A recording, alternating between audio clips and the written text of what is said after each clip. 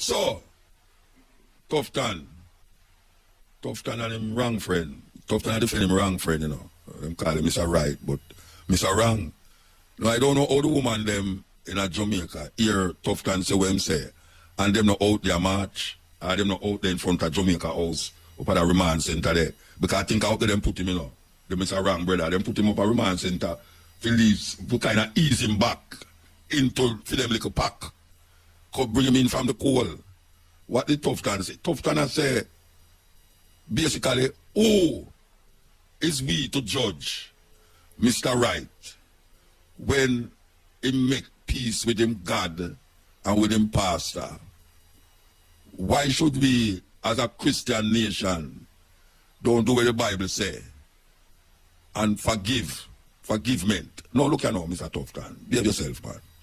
Behave yourself, Mr. Tufton, man. He's a big man. I know you go to church and all them something there, but are you trying to tell me that if a man go there and box on a woman on the road, and him not admit you him, but everybody knows you him, because furthermore, the reason why you are say him make a peace with him God and with him pastor is because you are now admitting that the man do him do on the video. Even though him never say him and the woman never say nothing and she never say nothing and him never say nothing. But for you to come tell the nation, say, right now the man make peace with him God. That means say he's absolved. He's absolved from all the things them that the society would want to say. Look here, if a man backs on a woman on the road and go in his house, go kneel down on his knee and pray, and then son them go to church, go confess. When I'm a Roman Catholic, I'm going to confession back and say, forgive me, Father, I've sinned. You know, it is now how much months since I back from my wife with a chair. Or him go to a little pastor and say, Pastor, you know, say, I really want to tell you, say, and me really do it and all them way there, you know. You know, my wife, and the father say, well, boss, you know, we all make mistakes. They do it without sin, cast the first stone, and them till they use it up. Yet still, you have something like the country named police, and you have something like the country named court, that is not governed by the laws in the Bible. It is governed by the laws in the Constitution. You can't carry a Bible in the court to justify your actions in the state. Mr. Tufton, you're a big man. You can't come use no whole heap of Bible verse. If you come put it for we now, say, we must feel guilty because the man stop feel guilty about what him do. And we must feel guilty now because now we did that talk about the man like, you know, if we not say make peace with him God. It don't work that way there. It don't work that way there. And that's me I say, if me didn't that woman organization, me depend you know, because you're supposed to resign from them time there, you know, with the baby thing, you know, you come and tell people about religion. This is a democratic country, I can't to own say. It's a government by the people, of the people, and for the people, I can't to own say. So, answerable to the people, that is what the answer is supposed to be. You are answerable to the people of Jamaica. That is why they have courthouse. They have courthouse that when a man do something, whether I'm guilty or not, they're going to put him in the courthouse and try him. And it's the judge and the jury going to say him guilty or him not guilty. So don't come with them foolish to start there, them fool talk about you know, Tufton, like about say the man make peace with him God and make peace with him pastor, and then now we don't force say nothing. Let who is without sin. All the way of so-called sin, and that don't say, you know. Even the judge when at the court guilty of something, even the jury will find the man guilty of something, but that don't mean say we're going to turn to the Bible to solve a thing where it is a democratic country supposed to solve the thing. Because you don't want to bring the man out from the coal now, when you start to talk this and talk that. The man never left for no party for a long time. You know, see it? And he never admit says him, but you are admit says him now. Say the man make peace. Where I make peace with you? You confess to your pastor. And you make peace with the Lord. I don't know if you make no peace with the Lord. How you know to the Lord accept it? How you know to the Lord accept it? You must stop them foolishness, man, and make the thing work how it's supposed to work. I can't own set it up. I own set it up. Because if sure, man do less than that, a man ball out. I know man I talk about let me without sin cast the first one. You think say Jesus could have said that in Jamaica. But let us without him cast the first. That is some stone that reached that woman is unbelievable. You have to see some stone that reached the woman is unbelievable. So don't bring them to Jamaican people. He's guilty. Guilty. And even if he take responsibility for it, it still linger in the minds of Jamaican people. So this man is a high-ranking man in the government. And like Mutabaruka when I have nothing to do with government. You know, see it? Him is held at a higher level. Just like how the police is held at a higher level. You know, see it? And police, you have to take away the police them job now. It's like that come like the man where I say, the other day when I tell him, so boss, you show the rubbish man the ground, brother. You know, the brother tell me, say, why if I'm not show the rubbish man the ground, the garbage man now have no work. Madness. It kind of mind-boggling that when politicians do something in Jamaica, there's no consequence. There's no consequence of what they did that really is against the people. Them just say things and just get off it. You know, like, nothing happen after that. You know, people just forget that and say, go on to the next thing. You know, like all tufton, you know, last, when they talk about the baby them, and they must say, well, the reason why I never want to tell the people them, never want to talk about it is because they never want to make the people them get, what them call it, scared. Never want people get scared. What they them talking about? 12 baby are dead in the hospital and you have to say over a period of time and you have to say you never want to say nothing because you don't want to get the population scared. They don't scare the people them with the COVID. Only scare the people them with the COVID. Eh? Every day you on the radar talk about COVID. Right? And the people them get scared. And all that talk about if you don't take injection, this and that, and you're not going to do this, and you're not going to school, you're not going to get for work in a certain place and all them. So scare the people them. When baby are dead in the hospital now and you talk about you never want to tell people because you never want the people them get scared. You know, Fenton, I think Fenton was the minister of, in 2018, 2015, one of them time, he was the minister of health. And baby still are dead. And him also, him just say, well, I say, all right, listen to this. Allow me to clarify a statement made in Parliament on Tuesday, October 27th about premature babies. I would never disregard the life of any human being. I simply wanted to convey that premature babies are more susceptible to infection. I am before you, not only as the Minister of Health, but also a father who could not begin to imagine losing my child. And my niece Shalema was born premature, so I personally understand. I want to express my sympathies to the families affected and apologize to them and all Jamaicans. All right, that is an apology from Fenton in 2018, I think, or 2015. Something about this, all right? When he was the Minister of Health. And him actually apologized. And that was the end of that. No, nothing ever happened. No, him just said that and it done, because apology is what people always need without reparation or restitution. Man just apologize and thump in your mouth and say sorry. You know, that means you're supposed to, all right, now can thump in your mouth and say sorry. But this man, you know, Fenton, tufton, him not say nothing about an apology. Him just say, why will we write that even boss didn't know, you know. You can just imagine when boss call him up and I say, Brethren, oh, you forgot to do that. And maybe him not even say that neither. Brethren, you ever come up with nothing and say, why right now, why it's really terrible how that happened, but you know, certain things in the hospital that we need to clarify and all them something there. And him not take no personal responsibility for it as the Minister of Health.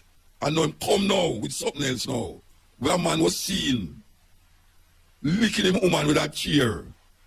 And even though the woman never, I just said to go down to the police, but they never lay no charge and him never get no charge. Him never admit to it. Him never say yes or him and never say no or not him. But tufton now I say him. The reason why I say tufton and says him is because him come and say the man make peace with him God and he make peace with him pastor. And who is we to judge? Let who is without sin cast the fourth stone. Some man cast a table, a chair upon a woman in a Jamaica. And we supposed to just let that go. Alright?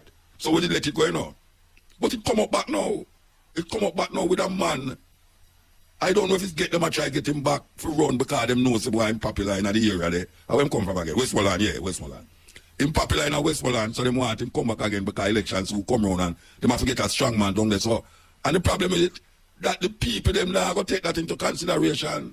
They are going to just chew all over them eye and they are going to just go back and say, yeah, we want Mr. Wrong, we want Mr. Wrong, yeah, we want Mr. Wrong. And Mr. Wrong just get into power again And that is the end of that. No consequence. No consequence. That is how the country are run. That is how the country are run. You see that idea with the Prime Minister of England, where them catch him at their party when them supposed to lock down and him talk about people must lock down. You see what happened to him? Him not there again. If they talk about him, I go try to come back. Like him at Donald Trump. He will try to come back. But we have to watch these things. But listen to this now. When I'm call at them, I relate to the first thing we talk about with Tufton. Him say, you think him boss didn't know? I believe they all knew, but strategized to remain silent and hope it no leak. But it did. That is a possibility too. Them still don't figure it out. You understand? So, yeah, the possibility, them didn't know the boss. The boss is really the Prime Minister we are talking about just now. With the Tufton brother there. You know, it's like, them do these things all the while and expect, say, well, them not expect, them know so them are going to get away with it. Them know so them are going to get away with it. Like all Harris Chang, you know. Harris Chang say, and I'm going to repeat it, Harris Chang say, when asked, what would he be not a success to this amnesty? He say, even if them get one gun, they will see it as something of value, even one gun. Last week I was saying, suppose them bring in a gun where a family left, a grandfather left in a one trunk, and the picnic have it there, the big woman, good all big like all me, have the gun in there, and them just see it as an archival piece where, you know, my grandfather and my great-grandfather used to use. Suppose them find him with that gun, or him carrying the gun, would him deem it as a success? Because if a man have a gun put on there for 40, 50 years from family inheritance, you know, and him carry go get the police, you can't go tell people, say, well, we had one gun, and that no say that's success. The man don't have no ambition, because them claims that them find 20 guns. And some of it is gun where we just talk about, where people have been at them house for a long time. That means the gun them not come off of the street. The 20 gun not come off of the street. They might use the street as a metaphor, but the gun them is not them gun them that talk about. Them gun they will lie down man for 40, 50 years and just in a man also. I put on because he want to remember him great-grandfather and all them someday. So 20 gun, them say them be, that means Harris Chang supposed to keep party. Because if you see there, we tell them, say, if we get one gun, I don't really feel good, you know, but no, we get 20. Problem solved. It's a politician who don't know easy. Who don't know easy, you know. I tell you that, you know. 20 guns recovered so far. And when the amnesty done, tomorrow, 17, 18, 19, I think at the 19th, them say, and them could have extend it to, just like the state of emergency, them could have extend, hey, I tell you, you know, don't bother talk to the extent of state of emergency till at the same by, you know. Believe you me, we don't want to hear that, you know. The people them locked down too long, 2 years, and don't get to go have no fun, and just when them go have the biggest fun now, you hear say, COVID, not COVID, state of emergency because gun, you better down to that. But the 20 gun them, Jamaica has recorded one of the largest amount of murders ever for a year in Jamaica. And the year don't finish yet. Ironically, Harris Chang, who is the Deputy Prime Minister and also Minister of National Security, and also controller a area in a St. James, while them talk about state of emergency, in a Harris Chang area, want to hear this? In a Harris Chang area last night, Norwood, 6 people get shot. In a area, you know, where police and soldiers run up and down all over the place, you know, to make sure it's nothing happen, you know. In a fitting area. And I can't one of my bridges where him say, just down the road, one of the road them named for him. Him named upon one of the road them. 6 people, mass killing, mass shooting, 6 people get shot, 2 dead, 4 others in a hospital, including a 9-month-old baby. And you know what I'm do? I'm telling you about it and you don't listen to me, you know. This is domino playing, I can't. I mean, no, it's a tradition, you know, but this is not the time for these traditions, you know. It's domino the man them are playing, you know, and a man just drive up and just fire shot. 6 people get shot, 2 dead, and a 9-month-old baby. in a Harrisburg area, the same man who a corner half the country I talk about state of emergency. Him and Mr. Anderson, Anderson name, yeah, them supposed to arrest these things. What is happening? That is not something that I would be proud of. And I would be proud of getting 20 guns with all the 200 guns a month where you claim are coming at the island. And him know that, you know. Him knows that 20 guns are coming at 200 guns are coming at the country. And them get 20 guns. 20 guns. I don't even know if them get 1,000 guns since the year start. 20 guns. Them confiscate. And them was brought in. And meanwhile, them talk about, yeah, Ray, 20 guns. Some guys drive up and shoot 6 people and kill 2 and a 9-month-old baby. This is Jamaica. All right. So, we go down our school the other day, as you know, Kingston Technical High School, and we want to yell up just Stone. We want to yell him up because he is the one who initiate this move. Give the 3 students them an award for helping the girl who was stabbed. Them never drag out themselves phone and take picture and all them way. Them actually rush to her, help her, resuscitate her, and all these things, and help her for going out, wherever them put her in her. So we go down there and we are talking to the student them, and one of the things that we are talking about is that the idea of it takes a village to raise a child. We have to figure out where the village there.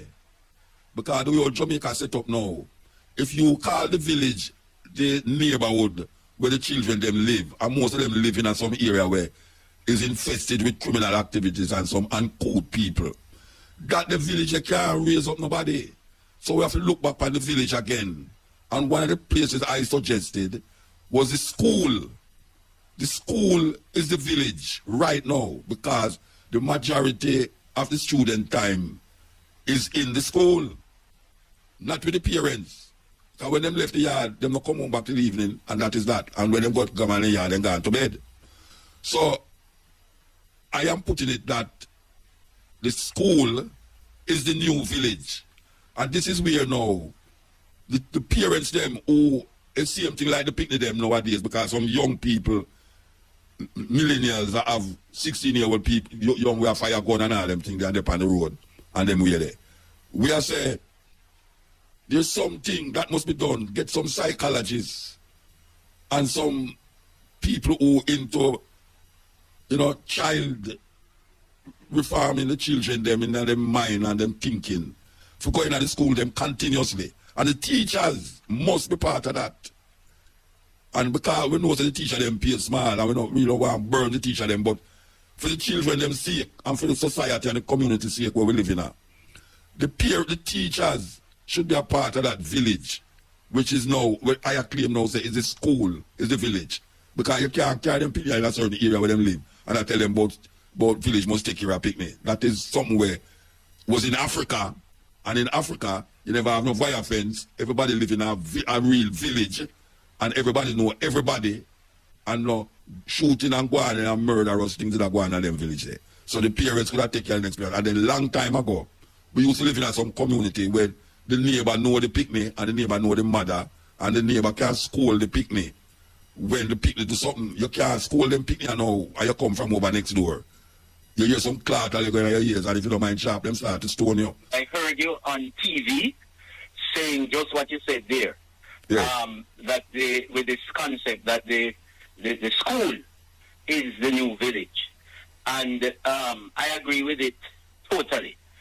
It is something that I have been trying to get our leadership in Jamaica to accept. But of course, my preachings have fallen on deaf ears through the years. But I agree with you completely, because my feeling is that the two critical socializing agents of the society are the family and the school. Yes. And our families, as you mentioned there, are stressed, severely deficient these days. So the children are in dysfunctional families, should we say. So they're not getting what you should get from the family. They're not getting the type of values and attitudes and life skills that you would want to get from the family, most of the children. And so the next best thing is our schools, which, as you say, the children are there for so much of their waking hours.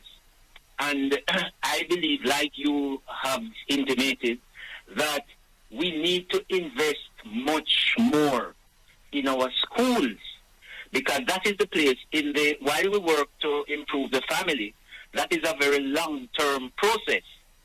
And while at the school, we can look at that the government has full control of the schools, and we can look at making an impression in a much more shorter to medium term. So I agree with you fully. I don't think that we understand, and I think I love Muta if you from here on in talk a lot about it, because I don't think we understand that our schools are like, or should be like, surrogate parents. In other words, stand in for the parents. And if we don't understand that it is, in fact, education and socialization which is going to get us out of the quagmire that we are in now, then we're going to have a serious problem. So, like you, I agree fully that we need to focus much more on our schools to make this seismic change that we need in our society. And let me just say, one of the symbols that tell us very clearly, very symbolic of the road we're going down, which is the wrong road, is how we treat with sports in our schools. Sports and other extracurricular activities, but especially sports. Now, I heard on an earlier program at the IRI an interview involving Randy Mack, the dub poet. And he said that, he never really focused on dub poetry until he was exposed to the performing arts at Excelsior. And that is what really made him realize that he had that talent.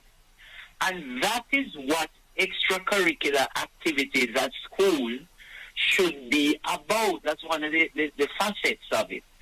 So it is helping us, or it should be helping us, whomever qualifies to be at that school legitimately.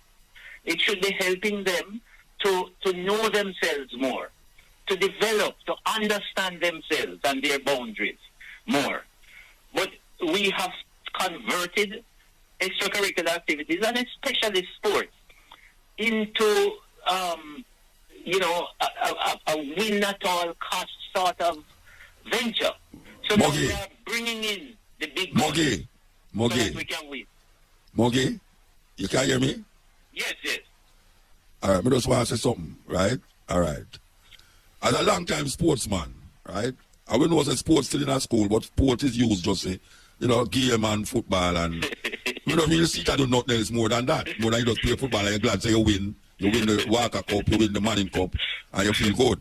As a long-time sportsman, them can use, in this village where we are talking about, this Taker village now, which is, we are talking about now, we move the village from the community now, in the area where they live, to the school where they live.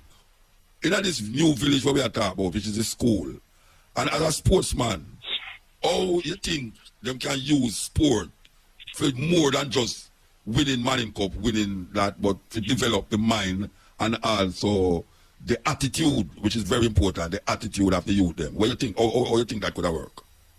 Well, sports is,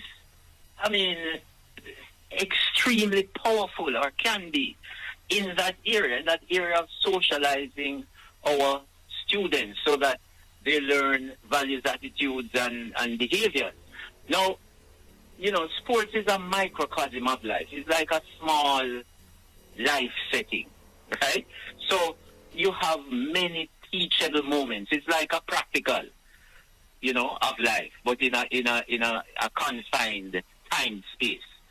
So many of the life lessons you can teach the youngsters through sports. You can, sports has different aspects. you have the behavioral aspect, you have the emotional aspect, you have the social aspect, and you have the technical aspect. What we have been doing in our schools is focusing only or primarily on the technical aspect. And we need to bring up the other aspects of sports in school. And, you know, for example, school can teach you things like life skills and non-cognitive skills, skills that you don't measure by IQ, right? It can teach you, for example, discipline. We always talk about discipline and indiscipline in the place we see. Sports can teach you to be disciplined, self-discipline, self-regulation, right? And we call it delaying gratification, right? You put off until another time something that impulsively you would do right now. You know, it can teach you how to communicate. It can teach you give and take, how you get along with people. But for example, in my years, when I was a much younger man, people have come to me, and I you know, coached youngsters at the time. People have come to me from the groups I've coached when they were much older. They were young men themselves, and having worked for a while. And you know, some of them have said to me, "Doc, you saved my life." I said, "For example, save your life? What do you mean?" Well, I won't go through the type of life those guys had, but very, very stressful. They come from what we call the ghetto in Jamaica.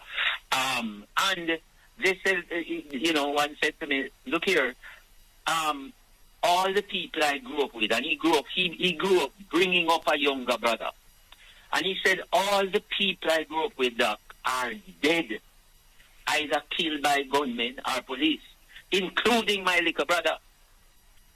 And he said to me, "Doc, the only reason I am here is every time they brought the gun to me and said, 'Come, we're going to shake down our business,' I couldn't take it up because I heard your voice in my head saying, 'Delay gratification, don't do it.'"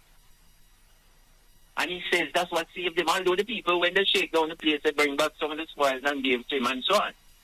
You know, so it can change people's lives tremendously. Because youngsters, for example, love sports. I mean, sports, I am an example of that. Very passionate about sports. I was very passionate about all sports, but particularly football. And so youngsters will make the effort to change where they would find it much more difficult to do it elsewhere. So that's what I mean. And there are a number of things. Sports can teach you about, you know, the academic behaviors. And one of the things we should be using it to do is to help youngsters understand that, look here, you have a lot of skills that you have learned through sports. And you can transfer these skills to other areas of your life, including the academics, including the workplace. You know, a number of people that I work with, so some youngsters are, you know, in their 50s now and so on. And, you know, they tell me initially when they started to work, they would write down some of the things that I would say to them, and they would put it on a tape, and they would play the tape before they go to work. And if they get distressed and down, depressed, they would play the tape. So what I'm saying is, that's why I agree with you. And these youngsters came out of very stressful areas, let's put it that way. Yeah. So it can be used to do a lot of things. And the other thing is this, that, you know, it's a two-way thing. When they go back to their homes, true, that is influencing them, that environment. But they are influencing it too, right? So if there is the proper use of sports, it can be very powerful. And all right, let me ask you something. Let me ask you something now. All right, you talk about saying certain to the student them. How you factor in you talk about bringing people, which I suggest that too, bringing psychologists, bringing man who can facilitate a conversation with the youth them, and also the teacher them. How you reach the youth them like on a weekly basis with a situation like that? You have to train the teacher them, you have to bring in extra people for the teachers are critical. I mean, they are the core. So you have to, one of the things that and you know, Muta, we have templates of it all over the world. People talk about Singapore and Finland and, you know, the Asian countries and so on. So there are templates out there. One of the things is that we need to, first of all, understand what you are saying in terms of using this ecosystem, this environment called the school, to make the paradigm shifts that are needed in our socializing of our youngsters. And hence, that is one of the reasons, Buta, that I'm against severely recruiting people for sports by our schools. If you go to a next school. Eh? Yes, you recruit in one school. You're a big baller, or you're a big cricketer. Right? Or you're a big runner. It shouldn't be done. If it is that we're using sports to help to socialize our citizens, our adult citizens to be, all of them, whether they are big baller or they are nerd or they have 2 left feet or what, they are going to be our citizens. So what do you think is the adverse effect? The trigger of a gun. What do you think would be the adverse effect if them keep doing that? What is it that you have against the shifting of students from one school to the next because of them football skill and them ability for athletic skill? What is it that you're saying? Well, there are so many things against it, Muta. We don't have the time. But no, but just one of the things that that it does. For example, let's look at the leadership end.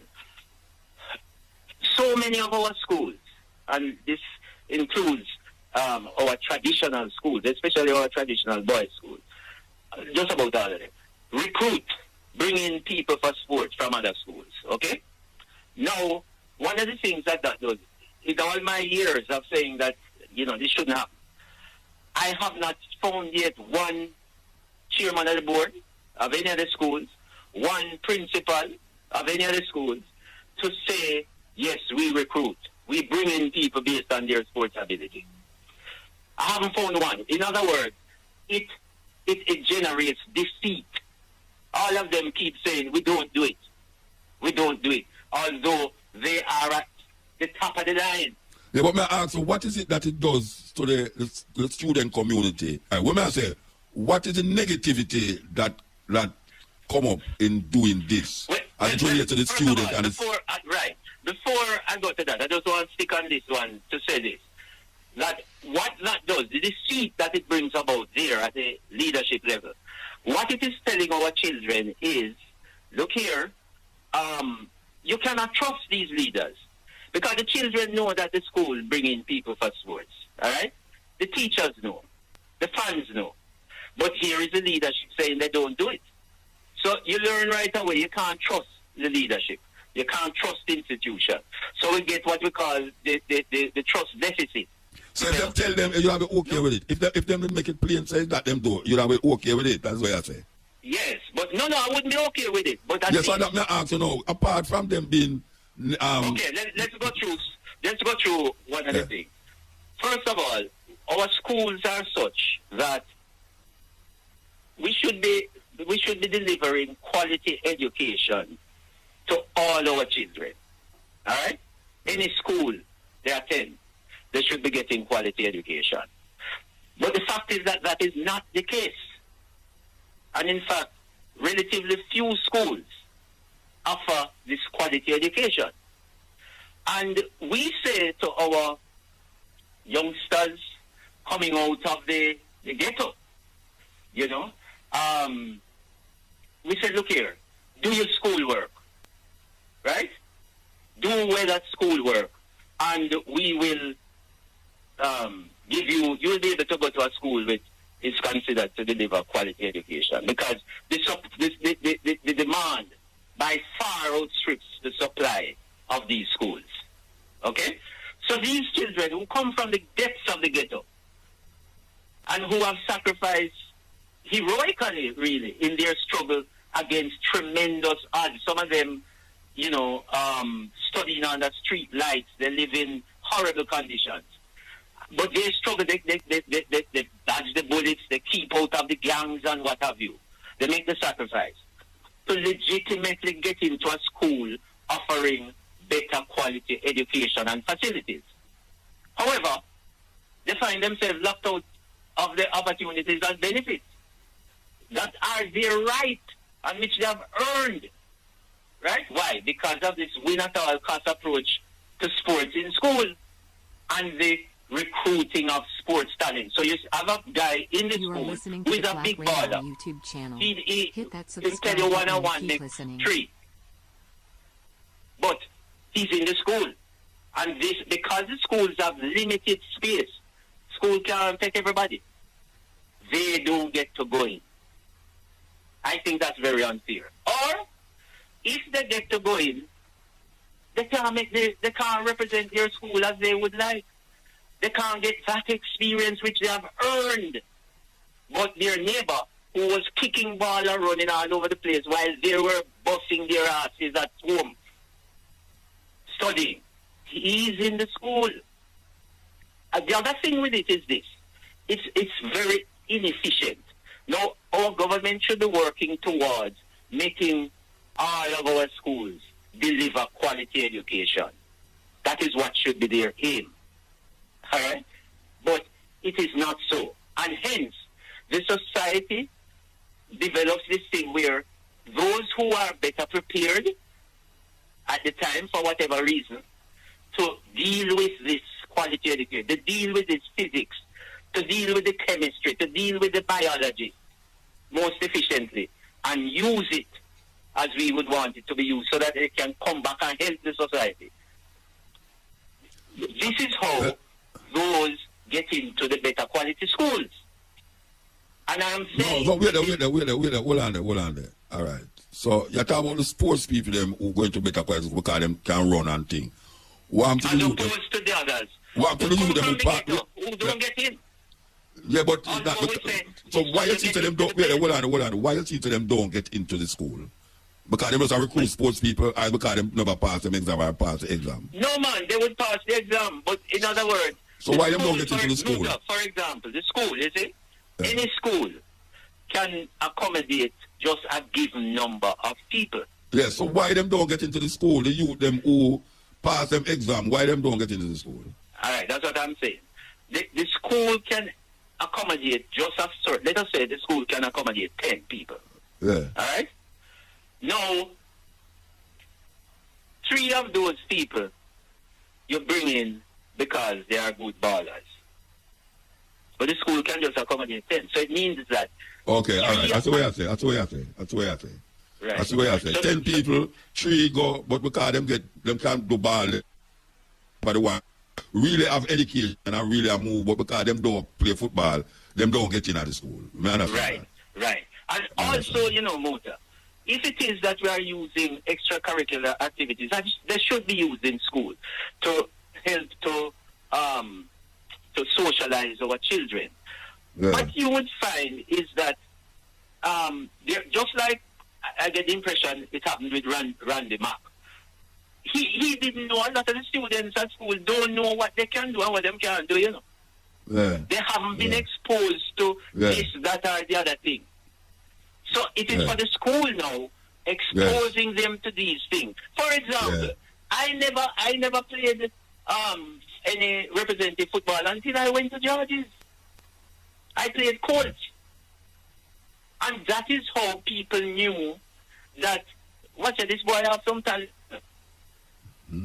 So that's what I'm saying. We're not unearthing talent. In other words, you can find out from there are so many people I know in my time who, for example, didn't run. But George's at that time, although other people were importing big this and big that, they were completely against it. In fact, they were exporting big baller, although we worship football.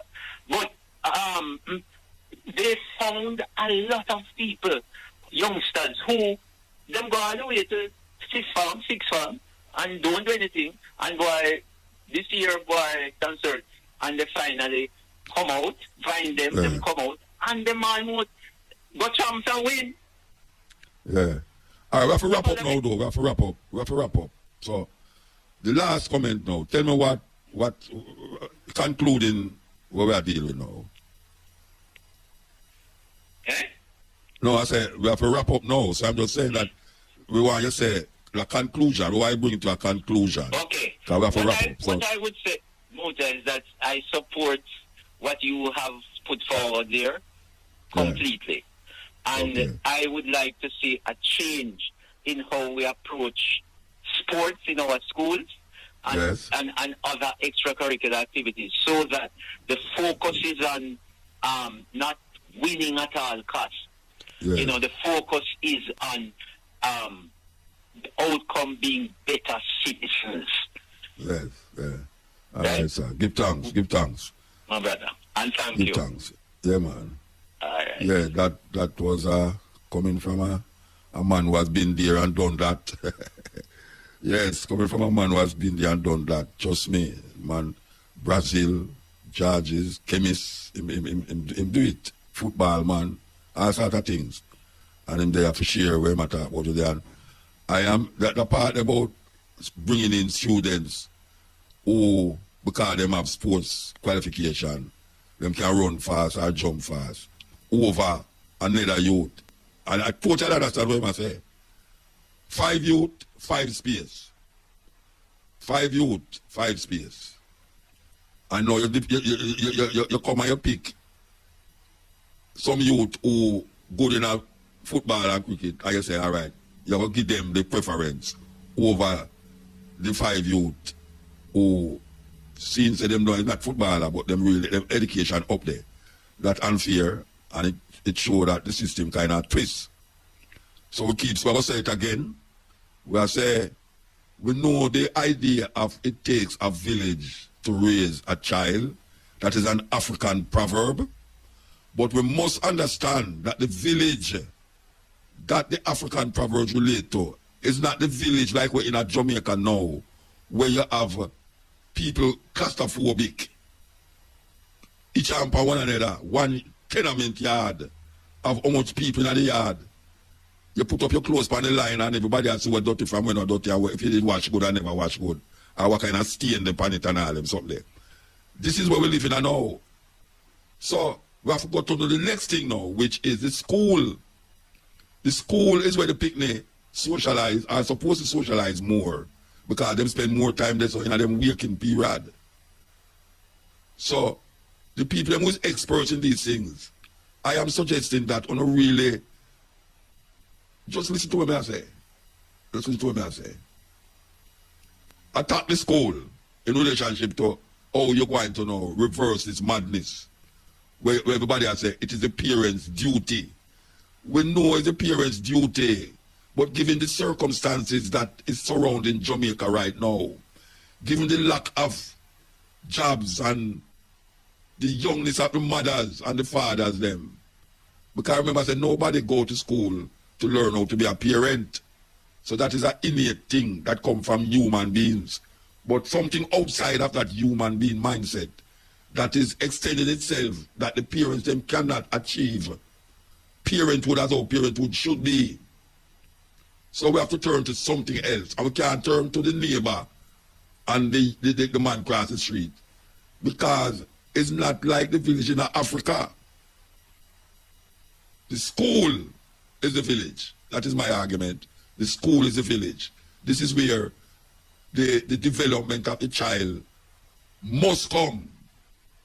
Educational and socialization and also psychological, we call it, you come to the point where the student in the school must be able to communicate with other students and with the teacher. So you're supposed to develop the student that the student can go to the teacher and say, teacher, you know, say, me really, I'm at that time of the month, I want to know if you know, I just say, yes, we come, we can show you. We have some things in the schools. Father and all them, something can help you, know. That is what me I talk about. The student must not be afraid to talk to this teacher.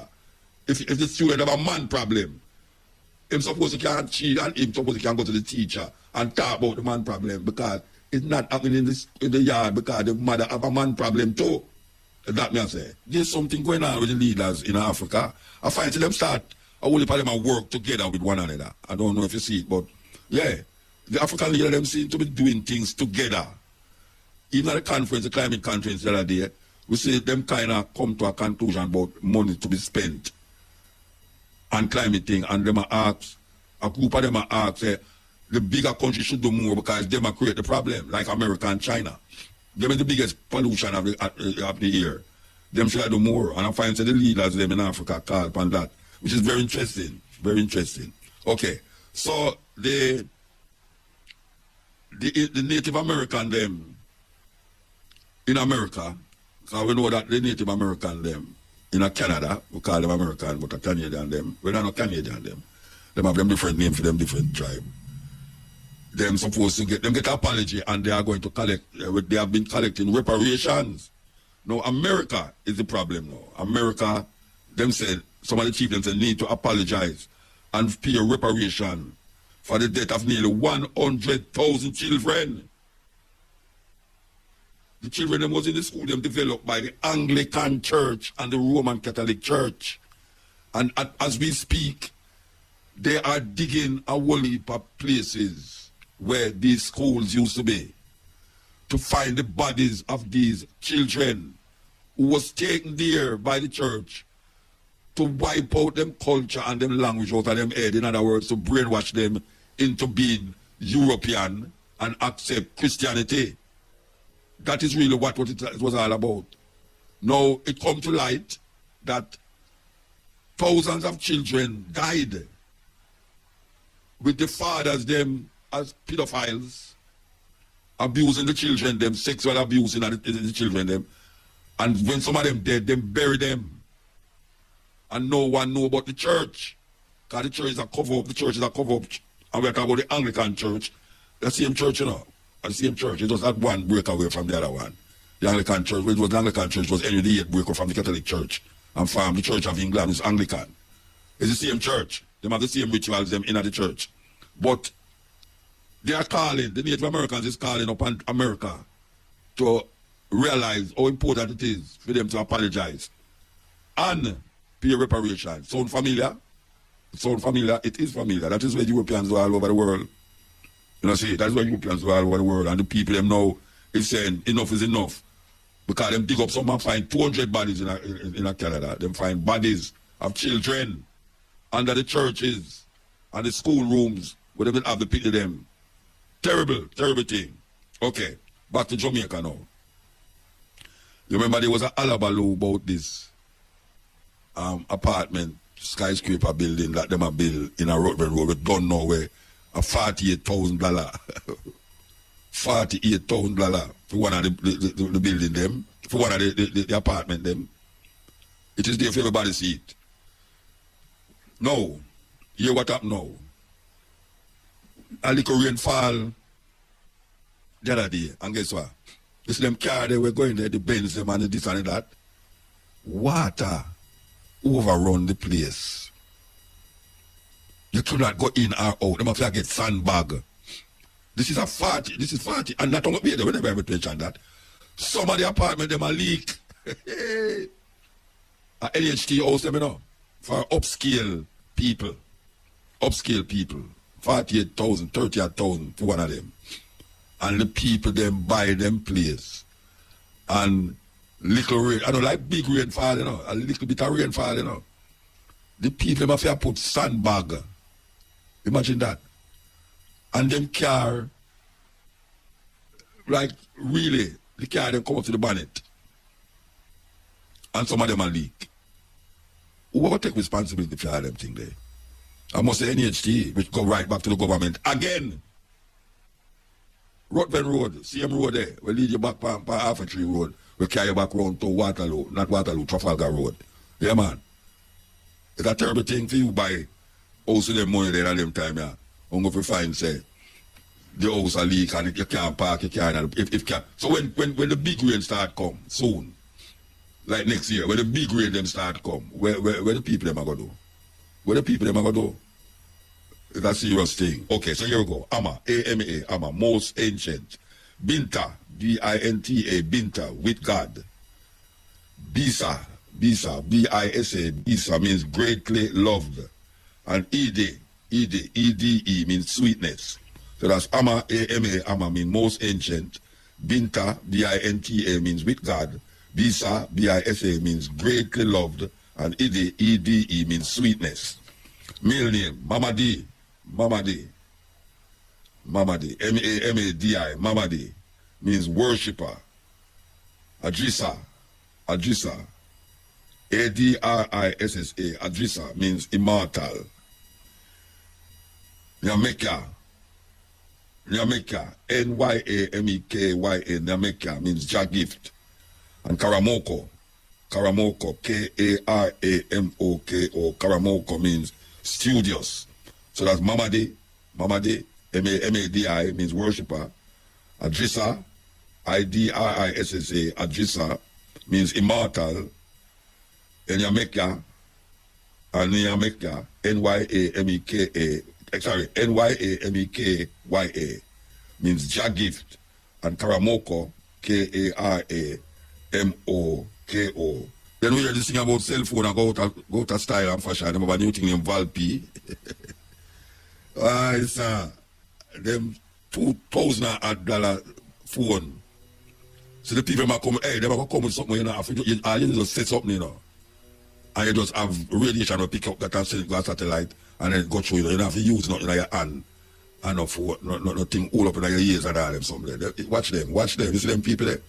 Them are implant human embodies in a robot. What me say? Them are implant humans in a robot. The embodies of the human being in a robot. Hoping say eventually. And them are put real flesh per robot now, you know. Yeah, them are put real flesh per robot. That means so when you see the robot, you think say it's a person. But underneath that skin is machine. You think them people are easy. That is really where the world are going now. We have only a little things to talk about here because Jamaica is full of thrills and intrigues and all the things that is necessary to make it dip on your toe every time. You can't say nothing about to say something about. Yeah, you always have to have something to say about in a Jamaica. And something to rectify. Yeah, because it's all about also to see what you can do on the radio to help solve some of the problems them that confront we as people in a Jamaica. So, within the next week, and them say this is what them call it now, it's not only gun amnesty, but taxi amnesty. And now we hear about another state of emergency. And I just tell the government, say, Mr. Government, this is the period at the time when most of the majority of Jamaican people make them little change. They want to buy certain things that they never couldn't afford the whole of the year. Like them little false fingernail and them eyelash and all them something there. And the big guys, them, this is the year when them make a whole heap of money. Because them bring in whole heap of things in the country to sell to poor people. And they make big money. While the small man or woman dress up in the little Chinese this and the Chinese that. So you got to tell you now, please, Mr. B, don't bother talk about your call no curfew during this time again, you know. Just find out when you're done, just go and lick it until after the December done, because it's not go nice if you call a next, what them call it, curfew during the holiday time. I mean, don't say you're not so mad still. I mean, I know you're mad, but you're not so mad. If you go really call a state of emergency, when at 2 years now, the people them not have no holiday run for them, you couldn't do that. I know you're not thinking about it, you know, but in case you're not thinking about it, I just say it to you. Okay? All right. But I don't know much people out there see this movie and name Wakanda Forever. It was a sequel to Black Panther, where they make a big rave in a Jamaica. We're going to the theater, everybody have African clothes. But there is a song, a couple songs in there that related to Jamaica in a very canon way. It relate to Jamaica. It's not Jamaicans that do it, but it related to Jamaica. Now, sister named Rihanna, who is a national hero, she's a national hero of Barbados, them do a mix of one or tune them will come out of the movie there. And the mix is really something else because is the first, I will say it last night, I will say it again, is the first, we ever hear a artist of, what we call it, fair caliber, fair popularity, you know, what we call a megastar, really use a Jamaican rhythm in the way where they remix the tune, you know. And we really have to say, wow. The informative information presented in this video is motivational and is positively aimed at inspiring, educating and entertaining the viewers with the cutting edge of critical reasoning. If you enjoy the contents on the Black Radar YouTube channel, please consider subscribing to show your support.